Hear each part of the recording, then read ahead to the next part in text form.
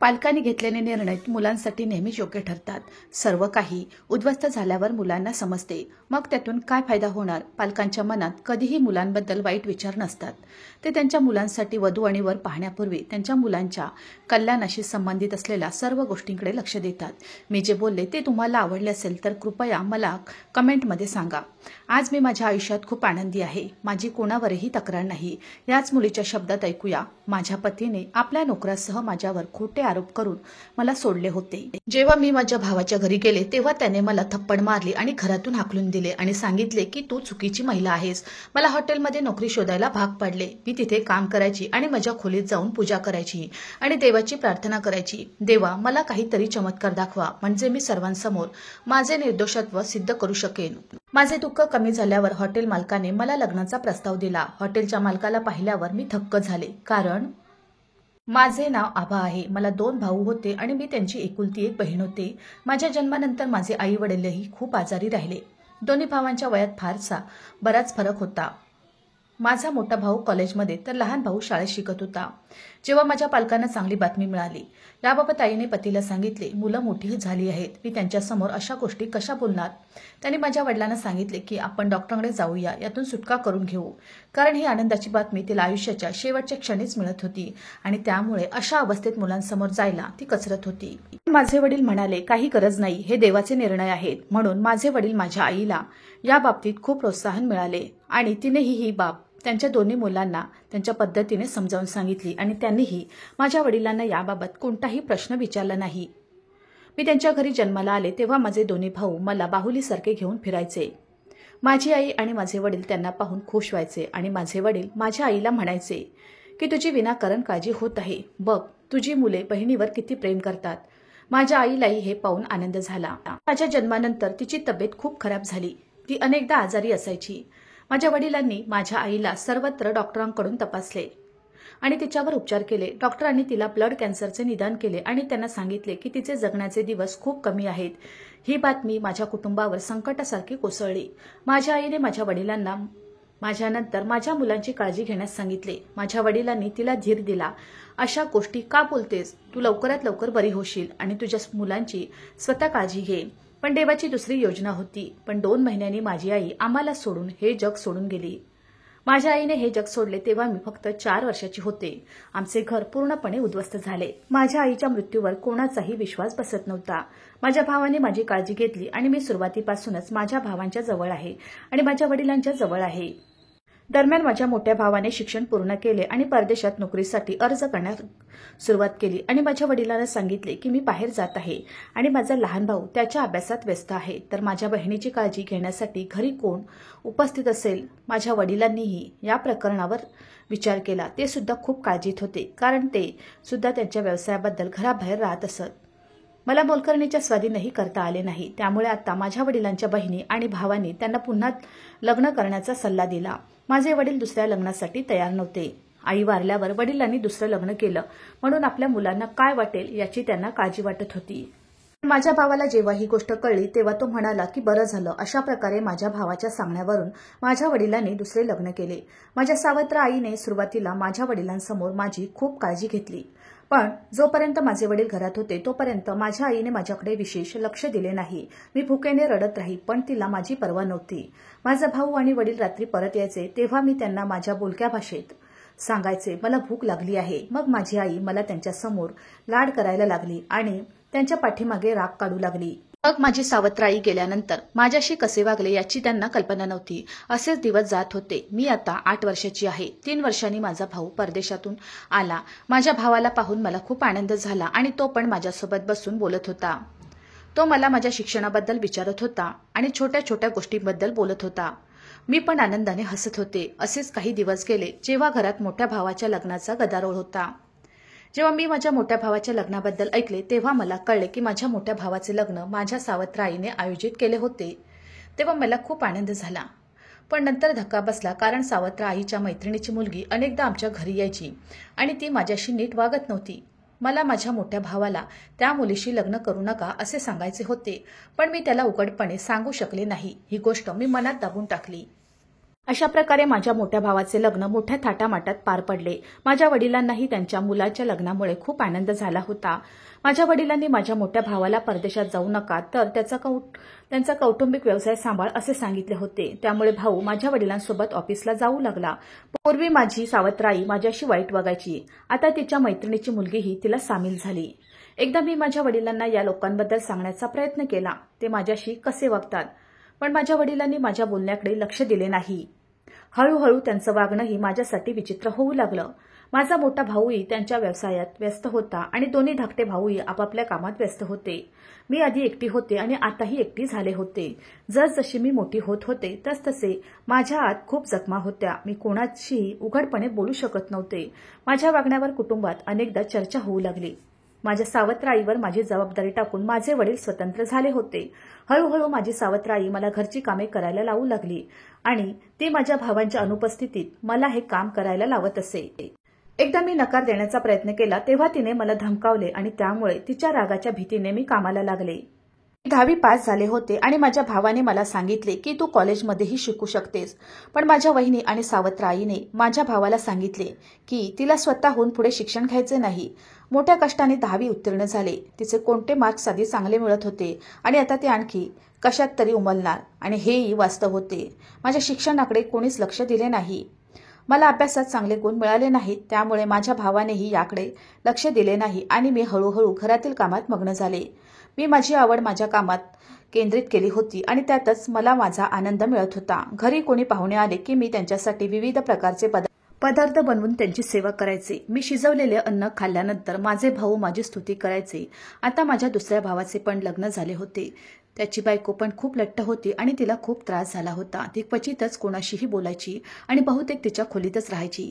किचनमध्ये जायची हिंमतही होत नव्हती. मोठी वहिनी अजूनही स्वतःसाठी आणि नवऱ्यासाठी काहीतरी तयार करायची, पण धाकटी वहिनी मला जे काही खायचं ते सांगायची. त्याने सांगितलेल्या गोष्टी मी त्यांच्यासमोर मांडायचे आणि मी क्वचितच कोणाशीही बोलत असे. माझ्या कुटुंबातील सदस्यांनी आणि माझ्या भावांनी माझ्या या वागण्याला माझी सवय मानली होती. आता माझे वडील पण म्हातारे झाले होते. ते वारंवार आजारी पडू लागले होते आणि माझ्या एक गोष्ट लक्षात आली होती. आता त्यांना अनेकदा काळजी वाटायची.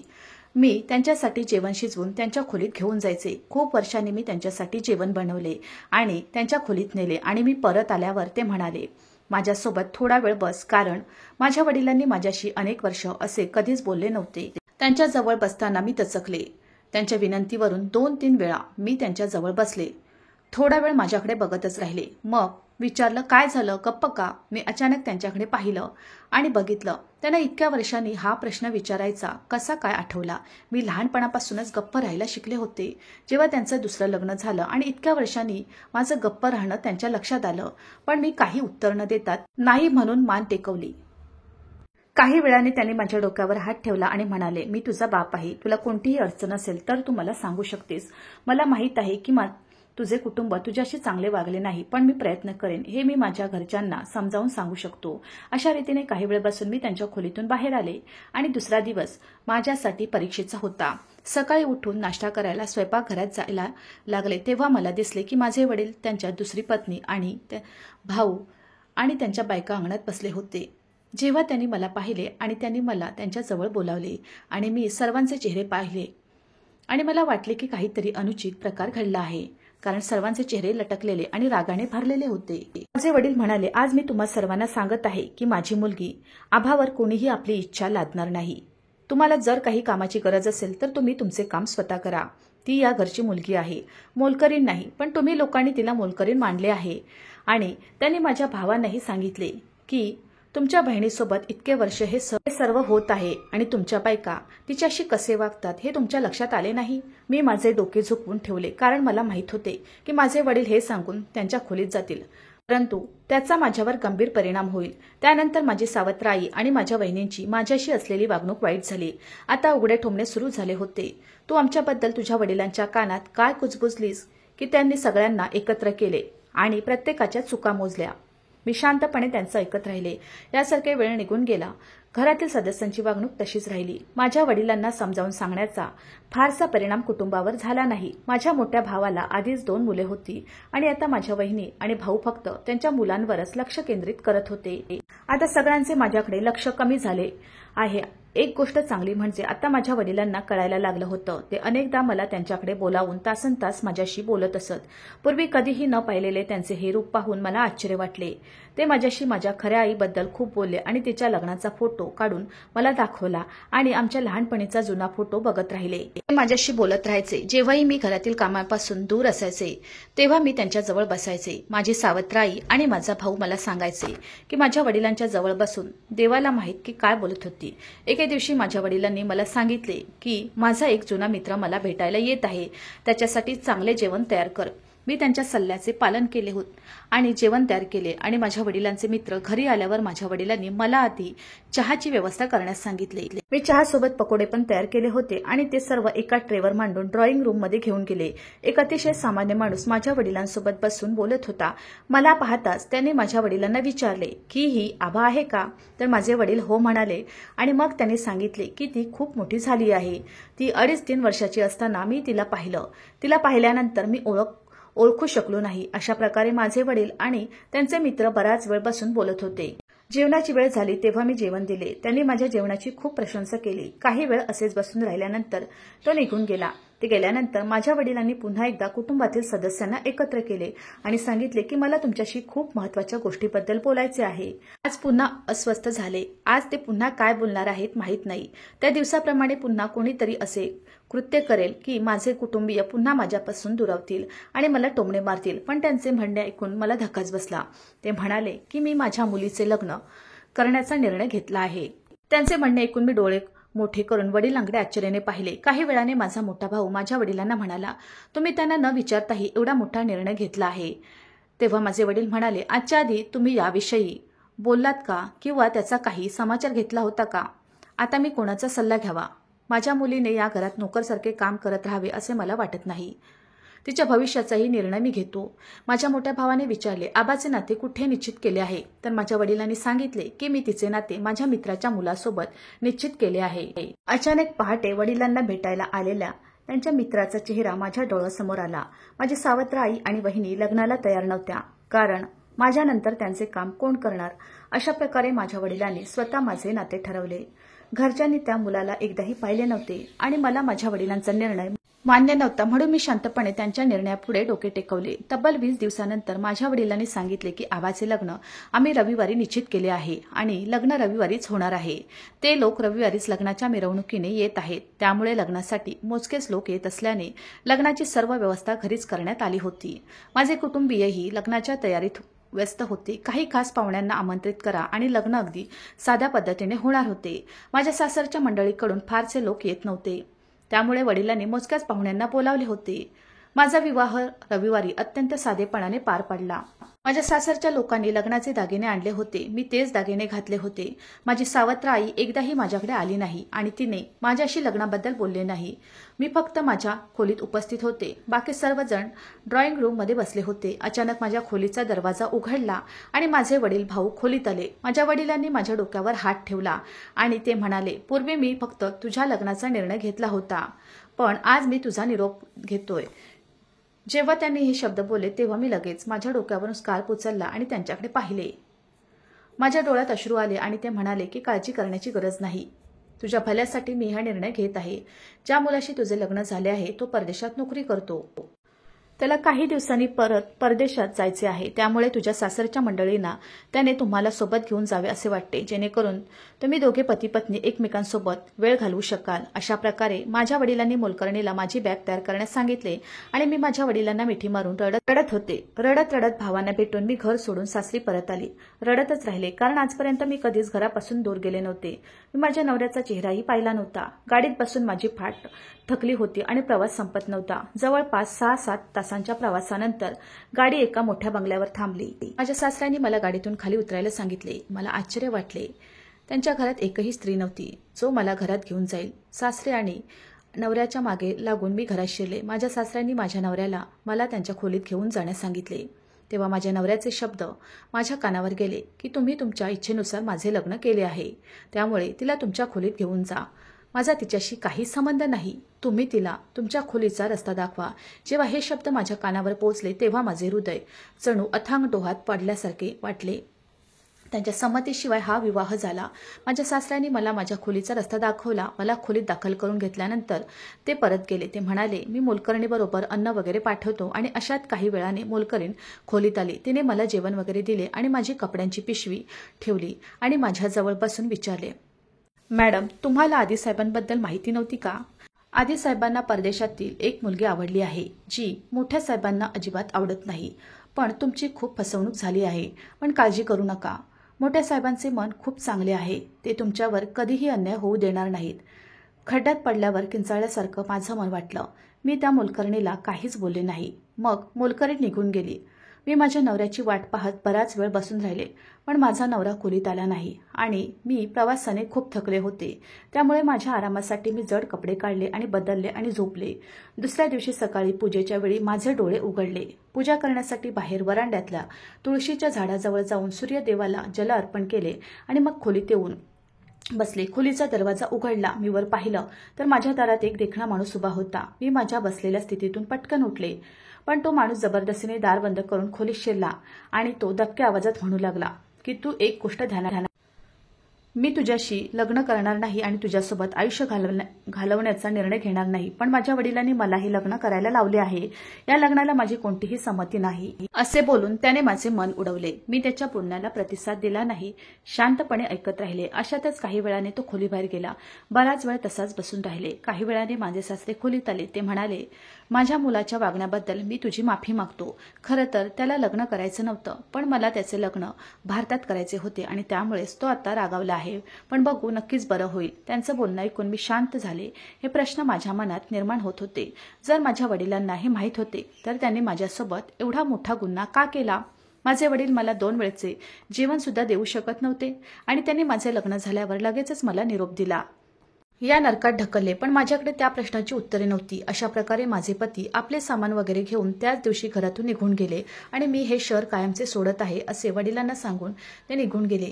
माझ्या सासऱ्यांनी त्यांना थांबवण्याचा प्रयत्न केला, पण त्याने वडिलांचे एकही शब्द ऐकले नाही. माझे सासरे त्यांच्या मुलाला वारंवार सांगत होते की तुला नक्कीच पश्चाताप होईल. हिरा सोडून तू कुणाच्या मागे जातोस कुणास ठाऊक. तुझ्या वडिलांची इज्जत तू पायाखाली तुडवली आहेस. आता मी माझ्या मित्राला काय तोंड दाखवणार? आणि माझे सासरे माझी माफी मागत होते. मला त्यांची वारंवार माफी आवडली नाही. मी त्यांना म्हणाले, तुमचा दोष नाही, मला असे लाजू नका. माझ्या मुलाच्या वृत्तीबद्दल तुझ्या घरच्यांशी बोलू नकोस, नाहीतर ते खूप नाराज होतील असे त्यांनी सांगितलं. मी माझ्या मित्राला कोणता चेहरा दाखवू? मी हताशपणे त्यांच्या मुलीचे नाते मागितले होते आणि जर त्याला हे कळले तर ते कधीही सहन करू शकणार नाही आणि मला कधीही माफ करणार नाही. अशा प्रकारे मी त्यांचा सल्ला स्वीकारला आणि मी दिवसातून 2दा माझ्या वडिलांशी बोलायचे. जेव्हा माझ्या वडिलांनी मला विचारले, तू तुझ्या घरी आनंदी आहेस का? मी हसून उत्तर दिले, मी आनंदी आहे. असाच वेळ जात होता. माझ्या सासरच्या घरी फक्त माझे सासरे होते. त्यांच्या पत्नीचे अनेक वर्षापूर्वी निधन झाले होते आणि त्यांना एकुलता एक मुलगा होता, ज्याच्याशी माझे लग्न झाले होते. याशिवाय सासरच्या घरात कोणतेही नाते नव्हते. त्यांच्या घरात नोकर होते, जे संपूर्ण घराची काळजी घेत होते. त्यांनी मला कोणतेही काम करू दिले नाही. दिवसभर फुकट बसून कंटाळा यायचा आणि मनोरंजनासाठी स्वयंपाकघरात गेले तर सासरे माझ्यावर रागवायचे. अशा रीतीने माझे सासरे म्हणाले की तू पुन्हा शिक्षण सुरू कर. बरं, आणि त्यांनी मला कॉलेजला प्रवेश मिळवून दिला. अशात मी पण व्यस्त झाले. मी दिवसा कॉलेजला जायची, कॉलेजमधून परत यायची आणि त्यांच्यासोबत जेवायची आणि संध्याकाळच्या जेवणात नोकरांना मदत करायची. अख्खा दिवस असाच निघून जायचा. अनेक वर्ष मी माझ्या माहेरच्या घरी गेले नव्हते किंवा माझ्या माहेरच्या घरी जावेसे वाटले नव्हते. एक दिवस अचानक मला बातमी मिळाली की माझे वडील हे जग सोडून गेले आहेत आणि मग मी माझ्या सासरच्या मंडळींसोबत वडिलांना शेवटच्या भेटीसाठी आले होते. जेव्हा मी माझ्या आईवडिलांच्या घरी गेले तेव्हा मला कळले की माझ्या वडिलांना हृदयविकाराचा झटका आला आहे. त्यामुळे वेदना न सहन झाल्याने त्यांचे निधन झाले. अशा रीतीने मी तिथे काही दिवस राहू शकले. तेव्हा माझ्या सासऱ्यांनी मला सांगितले की तुला अजून काही दिवस तिथे राहायचे असेल तर तू जाऊ शकतेस, पण मी नाही म्हणाले. असाच भाऊ भेटला. मी सासरच्या मंडळीसोबत माहेरी आली होती. मी परत आल्यावर माझे मन खूप दुःखी होते, कारण माझ्या आईवडिलांच्या घरी फक्त माझे वडील होते, ज्यांनी माझ्यावर प्रेम केले. ते हे जग सोडून गेले. माझे सासरे मला खूप प्रोत्साहन द्यायचे. अशा प्रकारे मी पुन्हा माझ्या अभ्यासात व्यस्त झाले. असेच बरेच महिने गेले. एके दिवशी मी कॉलेजमधून परत आले तेव्हा खोलीतून एका माणसाचा आवाज येत होता. मी त्याच्या खोलीचा दरवाजा उघडला, खोलीत पाहिले आणि माझे पती उपस्थित असल्याचे पाहिले. नवऱ्याला पाहून मला आश्चर्य वाटले. मी पुन्हा या घरात येणार नाही किंवा पाऊल ठेवणार नाही असे सांगून निघून गेले होते. आता तो या घरात काय करत होता त्याने माझ्याकडे वळून पाहिले. मी खाली पाहिले. मी त्या खोलीतून बाहेर पडून ती खोलीत आली. माझ्या हृदयाचे ठोके माझ्या नियंत्रणात नव्हते. त्या दिवशी माझ्या सासऱ्याने मला सांगितले की त्यांना त्यांच्या जमिनी पाहण्यासाठी गावी जायचे आहे आणि 4-5 दिवसांनी ते गावावरून परत येतील. त्यांच्या अशा जाण्याला मी आक्षेप घेतला. मी घरी एकटी कशी राहणार, म्हणून ते म्हणाले की मी लवकरच परत येईन, तुला काळजी करण्याची गरज नाही. काही दिवसापूर्वी त्यांनी घरात नवीन नोकर ठेवला होता. तो घरातील सामान आणि इतर आवश्यक वस्तू आणत असे, पण तो सेवक अजिबात सेवक दिसत नव्हता. तो माणूस खूप हुशार होता. माझे सासरे म्हणाले की तुला काही हवे असेल तर तू त्याला बोलावू शकतेस, तो तुझ्यासाठी जेवण घेऊन येईल. अशा प्रकारे सासरे गावी गेले. मी कॉलेजवरून परत आले आणि किचनमध्ये जेवण बनवत होते. माझे पती ऑफिसला गेले होते आणि नोकर सामान ठेवण्यासाठी स्वयंपाकघरात आला. तो म्हणाला, मॅडम तुम्हाला आणखी काही गोष्टी ऑर्डर करायच्या असतील तर तुम्ही मला सांगू शकता. मी त्याला म्हणाले, नाही, काही गरज नाही. या दरम्यान माझे पती अचानक घरी आले आणि स्वयंपाकघराच्या दारात उभे राहिले. तो म्हणाला की तुम्ही इतकी वर्ष हा रंग साजरा करत आहात. मी माझ्या नवऱ्याकडे पाहिलं. तो किती हास्यास्पद बोलत होता. त्याला माझ्याबद्दल काय माहीत, तो माझ्याशी कधी बोललाही नव्हता. आज तो अचानक माझ्यावर ताबा मिळवून मला शिवीगाळ करत होता आणि मग तो त्या नोकराला ढकलायला लागला. तू या घरच्या बाईवर लक्ष ठेव, या घरातून हरवून जा. यानंतर माझा नवरा माझ्याकडे वळून म्हणाला, तुझे त्याच्यासोबत अफेअर होते, तू त्याच्याशी काय बोलत होतीस? तर मी म्हणाले की मी याबद्दल बोलत नाही. वडिलांनी त्याला नवीन नोकर म्हणून कामावर ठेवले आहे आणि त्याने स्वयंपाकघरातील सर्व सामान आणले होते आणि मला आणखी काही हवे असल्यास सांगण्यास सांगत होते. आजपर्यंत मी कोणाही अनोळखी व्यक्तीशी बोलले नाही, वर पाहिलेले नाही आणि तुम्ही माझ्यावर कसले आरोप करत आहात याची लाज वाटून मी माझे संपूर्ण आयुष्य व्यतीत केले आहे. माझा नवरा माझ्या तोंडावर चापट मारून म्हणाला, मला आधी तुझ्याशी लग्न करायचे नव्हते, आता मी तुला माझ्या लग्नातून मुक्त करतो. मी माझ्या पतीला खूप विनंती करू लागले. जर त्याला त्याचे आयुष्य माझ्यासोबत घालवायचे नसेल तर त्याने करावे, परंतु त्याने मला सोडून जाऊ नये किंवा मला या घरातून हाकलून देऊ नये, अन्यथा माझे कुटुंबीय मला दोष देतील. पण माझ्या पतीने माझे काही ऐकले नाही आणि मला घराबाहेर ढकलले. मी त्याला खूप विनंती करत राहिले, सासरे परत येऊ दे, पण त्यांनी एकही गोष्ट ऐकली नाही आणि दरवाजा बंद केला. मला वाटले की आता मी वाचणार नाही आणि मला कोणाचाही आधार नव्हता, कारण मी इथे कोणाला ओळखत नाही आणि मला इथले मार्ग माहीत नव्हते. ड्रायव्हरसोबत कॉलेजला जायचे आणि ड्रायव्हरसोबत परत यायचे. बराच वेळ मी अशीच रस्त्याने चालत राहिली. मी एका गाडीला ठोकणे थोडक्यात टाळले आणि त्या गाडीतून एक महिला बाहेर आली. तिने मला विचारले, तुझे मन कुठे आहे? तू रस्त्याच्या मधोमध चालली आहेस. मी त्या बाईकडे बघू लागले तर ती बाई मला म्हणाली, तुला बरं वाटत आहे का? ती हे शब्द बोलत असतानाच मला डोकं फिरल्यासारखं वाटलं आणि मी खाली पडले. त्या महिलेने मला आधार दिला आणि दवाखान्यात नेले. काही तासांच्या उपचारानंतर हॉस्पिटलने मला सोडले. त्या महिलेने मला माझ्या घराचा पत्ता विचारला, पण मी तिला सांगितले की माझे कोणतेही घर नाही. माझ्या पतीने मला सोडले आहे, मला घरातून हाकलून दिले आहे. महिलेने सांगितले की येथे मुलींचे वसतिगृह आहे, मी तुला तिथे सोडते. अशा प्रकारे ती मला हॉस्टेलमध्ये घेऊन गेली. तिथे माझ्या राहण्याची व्यवस्था करण्यात आली. त्यानंतर मी तिथे राहू लागले. मला तिथे राहून 1 महिना झाला होता. ना मी माझ्या घरच्यांशी बोलले, ना मी माझ्या सासऱ्यांशी बोलण्याचा प्रयत्न केला, कारण त्यांच्याशी माझे संबंध नातेसंबंधावर आधारित होते. तेच नाते संपलं तर त्यांच्याशी बोलण्यात काय फायदा? अशातच मी वसतिगृहात राहून 4-5 महिने निघून गेले. आता मला या वातावरणाची सवय झाली होती. एके दिवशी मी माझ्या खोलीत बसले होते. हॉस्टेलची वॉर्डन माझ्या खोलीत आली आणि म्हणाली, मी हॉस्टेल मॅनेजरकडून तुमच्यासाठी आमंत्रण आणले आहे. त्याला तुमच्याशी लग्न करायचे आहे. हे ऐकून माझे मन संतापाने उफाळून आले. काय झालं? माझ्या राहण्यासाठी जागा नसेल तर मला वसतिगृहात राहण्यासाठी वसतिगृहाच्या व्यवस्थापकाशी लग्न करावे लागेल? मला हे अजिबात सहन होत नव्हते. म्हणून मी रागाने वॉर्डनला सांगितले की मला तुमच्या मॅनेजरला भेटायचे आहे. अशा प्रकारे मी त्यांच्या कार्यालयात गेले. पण ऑफिसचा दरवाजा उघडून समोर त्या माणसाला बघताच माझे डोळे विस्पारले. माझ्या समोर तोच नोकर उभा होता जो आमच्या घरातील कामे करत असे. मला आश्चर्य वाटले. तो आमच्या घरी नोकर म्हणून काम करत होता आणि इथे तो सूट बूट घालून मॅनेजर पदावर काम करत होता. मी त्याला विचारले की तू इथे काय करतो आहेस? आणि तो म्हणाला, बस मी तुला सर्व काही सांगतो. तो मला सगळा प्रकार सांगू लागला. त्यांच्या मुलाशी तुझे लग्न झाल्यापासून तुझे सासरे मला अनेक वर्षापासून ओळखत होते, पण त्यांच्या मुलाला हे लग्न मान्य नव्हते. त्याला तुझ्यावर झालेल्या अन्यायाची भरपाई करायची होती, पण तुझ्या सासऱ्याच्या मंडळीने तुझी जबाबदारी न घेतल्याने खूप नाराज होते आणि त्यासाठी त्यांना तुझं लग्न दुसरीकडे करायचं होतं, कारण तुझ्या आईवडिलांनी तुझ्याकडे लक्ष वळवले होते. तुम्ही माझ्याकडे जवळून पाहावे आणि माझे परीक्षण करावे अशी माझी इच्छा होती. मग निर्णय घ्या. म्हणूनच मी तुमच्या घरी नोकर म्हणून आलो. पण काही वेळ घालवण्याआधीच तुझा नवरा तुला सोडून गेला. मलाही घरातून हाकलून दिले होते, पण मी तुझ्या मागे लागलो आणि इथे आलो आणि मी या हॉस्टेलमध्ये मॅनेजर म्हणून काम करतो आणि मी त्या बाईला तुला इथे आणायला सांगितले. जेव्हा मी त्या मॅनेजरचे म्हणणे ऐकले तेव्हा मला खूप आश्चर्य वाटले की एक माझा नवरा होता ज्याने माझ्यावर संशय घेतला आणि माझा इतका अपमान केला, आणि दुसरा हा अनोळखी व्यक्ती ज्याने माझ्यावर इतका विश्वास ठेवला आणि माझी काळजी घेतली. अशातच त्यांच्या ऑफिसचा दरवाजा उघडला आणि मी डोकं वळवलं तर तिथे माझे सासरे उभे असलेले दिसले. मी त्यांच्याकडे पाहिले आणि माझ्या डोळ्यात पाणी आले. त्यांच्याही डोळ्यात अश्रू आले.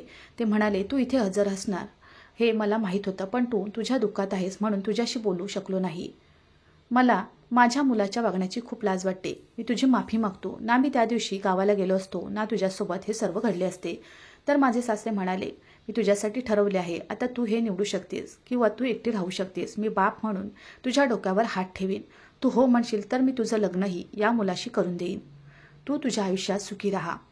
माझ्या सासऱ्यांनी त्या मॅनेजरशी असंच केलं. माझे लग्न झाले आणि माझ्या दुसऱ्या पतीने माझी सर्व प्रकारे काळजी घेतली. माझ्या सर्व जखमा भरण्याचा प्रयत्न करत राहिला. मला माझ्या भावावरही खूप राग आला होता, कारण मी आयुष्यभर अनुभवले होते. त्याने एकदाही मागे वळून माझी तब्येत विचारली नाही, मी कोणत्या स्थितीत आहे. पण मी माझ्या नवऱ्यासोबत एकदा माझ्या माहेरच्या घरी गेले होते. मग मी माझ्यासोबत घडलेल्या सर्व गोष्टी सांगितल्या. माझे बोलणे ऐकून भावालाही खूप लाज वाटली. त्याच्या वागण्याबद्दल त्याने माझी माफी मागितली. त्यांनी मला सांगितले की आता मी या घरात राहावे, पण मी त्यांचे ऐकण्यास नकार दिला आणि मी म्हणाले, मी फक्त हे सांगण्यासाठी आले आहे की मी माझ्या वडिलांचा निर्णय स्वीकारला आणि या निर्णयाने माझ्या आयुष्यात भूकंप निर्माण केला. परंतु आज मी माझ्या आयुष्यात पुन्हा एक पाऊल पुढे टाकले आहे आणि मी माझ्या पतीसोबत हे जीवन आनंदाने घालवण्याचा प्रयत्न करत आहे. तुम्हीच सांगा, सासऱ्यांची आज्ञा मानून त्या मुलाशी लग्न करून मी बरोबर की चूक केलं? माझा पहिला नवरा, ती परदेशी मुलगी त्याच्याशी लग्न करू शकली नाही, कारण त्या मुलीचे आधीच लग्न झाले होते. आता त्या मुलीच्या दुःखात तो इथे भारतात येऊन दारू पितो आणि त्याच दुःखात राहतो. त्याला पाहून त्याचे वडील चिडतात. ते त्याला सांगतात आणि म्हणतात की तू हिरा नाकारला आहेस, आता तू धुळीसारखा राहशील. आता त्याला आपल्या कृत्याची लाज वाटली आणि त्याने वडिलांची माफी मागितली, पण त्याचे वडील त्याला कधीही माफ करणार नाहीत. तेही मला फोन करत राहतात. मी माझ्या पतीसोबत त्यांना भेटायला जाते. मी माझ्या पहिल्या नवऱ्याशी 1-2 वेळा समोरासमोर आले होते. त्याने माझ्याकडे डोळे वटारले आणि अनेक वेळा माफी मागितली, पण आता त्याचे काय होणार? जे व्हायचे होते ते झाले.